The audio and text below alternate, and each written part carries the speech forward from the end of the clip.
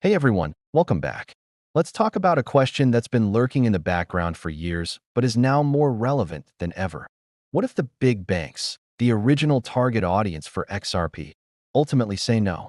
What if, after all this time, global financial giants remain cautious and decide to explore their own central bank digital currencies, CBDCs, or internal payment rails instead of fully adopting XRP?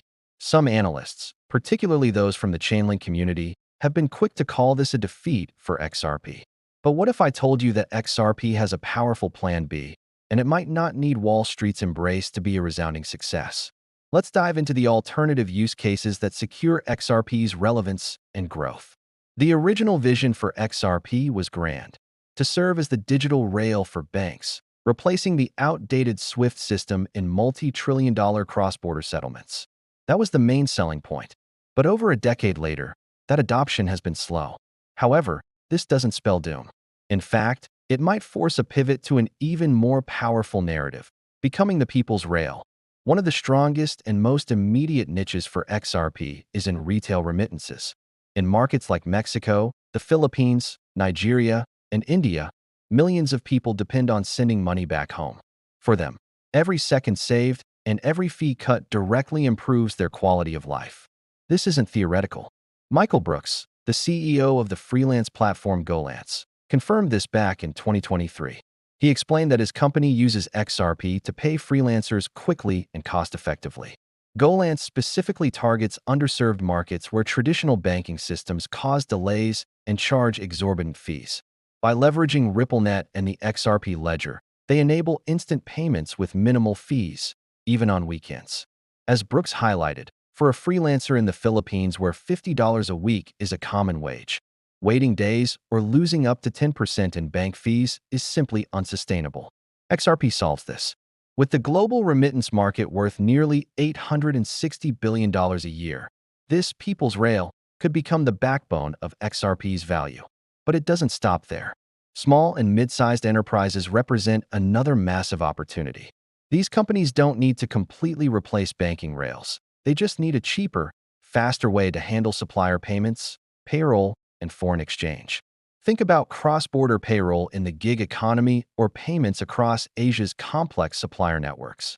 SBI Japan understands this.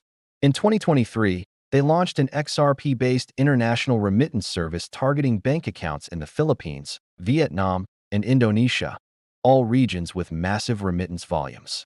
Their system uses XRP as a bridge currency, converting it into local currency for the recipient upon request. This is adoption happening now, without needing a single Wall Street bank to sign on. Now, let's think even bigger, powering the entire internet economy. Micropayments for streaming, gaming, IoT devices, and automated API calls require transactions that are incredibly fast and dirt cheap. While Bitcoin's Lightning Network and various stablecoins are competing here, XRP's low fees and high throughput position it as a natural, powerful contender for this future. Furthermore, we can't ignore the XRP ledger, XRPL, ecosystem itself. This is a fertile ground for innovation that has nothing to do with traditional banks. Decentralized exchanges, automated market makers, tokenized real-world assets, and even compliance-friendly NFTs are all being built on the XRPL. With stablecoin issuers also choosing to leverage the network, XRP's role as the native bridge asset and source of liquidity becomes even stronger. Ecosystem activity alone could drive significant demand for XRP. Finally, let's talk about a more speculative but fascinating role: a reserve-like asset. As transaction fees on the ledger gradually burn a tiny amount of XRP supply over very long periods, its increasing scarcity could attract investors seeking a hedge in a world potentially dominated by CBDCs. It wouldn't need to replace the dollar or the euro. It would merely act as a solid alternative for portfolio diversification. In summary, the idea that XRP's future rests entirely on bank adoption is becoming outdated. Its path to success is now emerging from a powerful combination of use cases: migrant remittances, corporate payments for SMEs, micropayments for the internet, and a thriving native ecosystem. Each use case might be smaller than the original bank rail vision, but together they create a diversified, resilient, and incredibly strong foundation for long-term value. So, Even if the banks say no, the people in the new digital economy might just say yes, and that could be enough for XRP to win big. What do you think? Is a bankless future for XRP actually more promising? Let me know your thoughts in the comments below.